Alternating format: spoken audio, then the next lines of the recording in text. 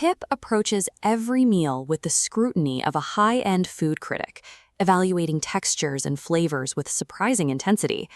To find our starting point, we look at his standard diet.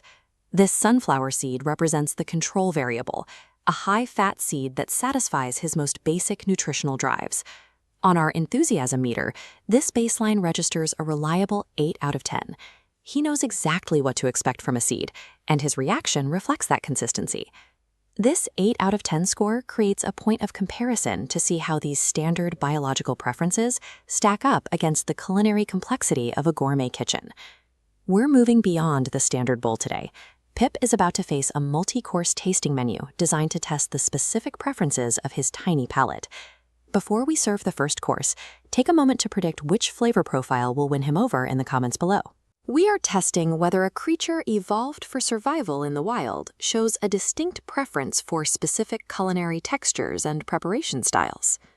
The appetizer course features a micro wedge of red bell pepper, representing the essential vitamins and vegetables category. Pip reacts favorably to the pepper. The crisp, firm texture provides a mechanical satisfaction that aligns with his physical need to gnaw on fresh plant matter. However, not all greens are created equal. We followed the pepper with a small floret of raw broccoli, a nutritionally dense vegetable that carries a notably bitter profile. After a single sniff, Pip immediately turns away. He rejects the floret entirely, refusing to even attempt a sample. The enthusiasm meter plummets here.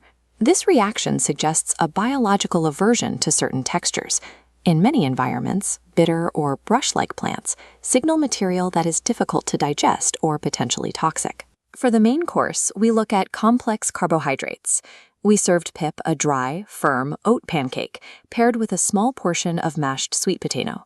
The oat pancake's solid structure perfectly fits his cheek pouches for easy transport. The sweet potato prompts caution.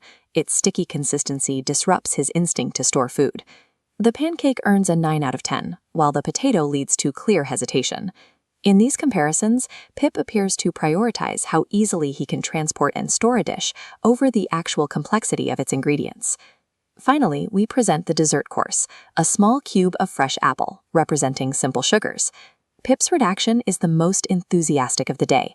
The apple is consumed immediately on the spot, pushing our meter to a perfect 10 out of 10. This behavior is driven by basic biology. Simple sugars are rare in a natural environment and provide the immediate, high-density energy required for a high-metabolism animal. Following this high-calorie intake, Pip enters a visible state of relaxation, settling into his nest for a thorough grooming session and nap. While we can offer him a variety of gourmet textures, Pip's choices are still heavily influenced by the raw caloric rewards found in simple sugars. The tasting menu revealed a clear spectrum of reactions, from the immediate rejection of the broccoli to the high-energy reception of the apple. Our final data summary ranks simple sugars as the clear winner, followed by complex carbohydrates and seeds, with fibrous vegetables finishing last in his hierarchy of preferences. Thanks for following Pip on his culinary mission. If you enjoyed this breakdown, subscribe and like the video to see what he samples next. Watching Pip choose an apple over an oat pancake reveals the simple biological priorities that drive his tiny world.